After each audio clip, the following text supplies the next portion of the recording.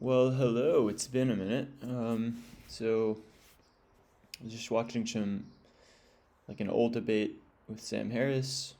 Um, Anyways, that led me here. So atheism, in the broadest sense, is an absence of belief in the existence of deities. Less broadly, atheism is a rejection in the belief. Let's see. So it's a rejection of the belief that any deities exist. In an even narrower sense, atheism is specifically the position that there are no deities. So atheism is contrasted with theism, which is the belief that there is at least, so greater than or equal to, one deity. Okay, that kind of sums it up. I was always curious, what exactly that word means, and it makes sense. Which is like the absence, I think, in Latin, or anti, and then theism is, I guess, I don't know, I'm not really sure, I have to check that out. So historically, evidence of atheistic viewpoints can be traced back to classical antiquity in the early Indian philosophy. In the Western world, atheism declined after Christianity gained prominence. The 16th century and the Age of Enlightenment marked the resurgence of atheistic thought in Europe. So atheism achieved a significant position worldwide in the 20th century, so that's 1900s. Estimates of those who have an absence of belief in God range from 500 million to 1.1 billion. That's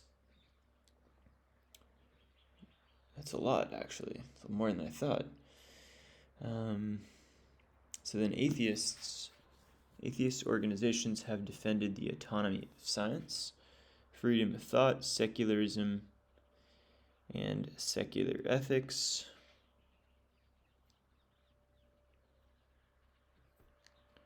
Arguments for atheism range from philosophical to social approaches.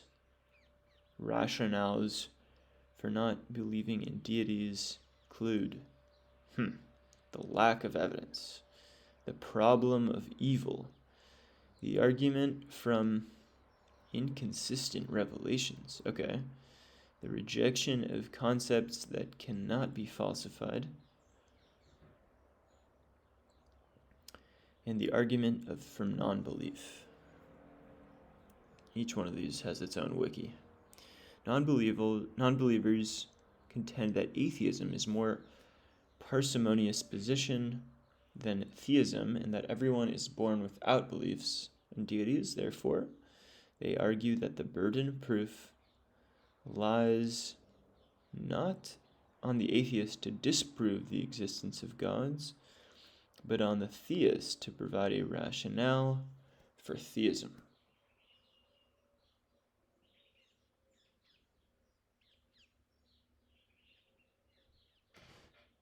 Okay.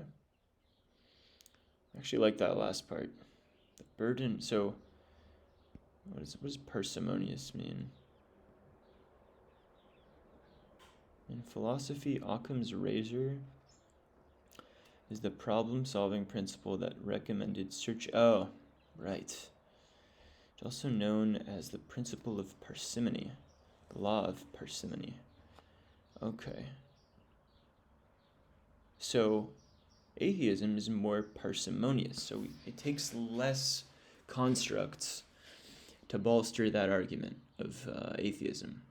So that means you guys have the burden of proof, the religious types, the theists. Okay, cool.